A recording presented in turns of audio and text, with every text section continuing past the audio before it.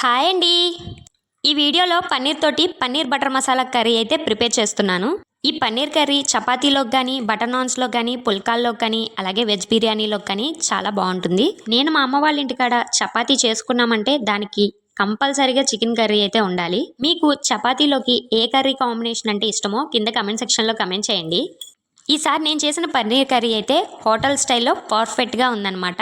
Taste చాలా బాగుందన్నారు ఇంట్లో వాళ్ళు.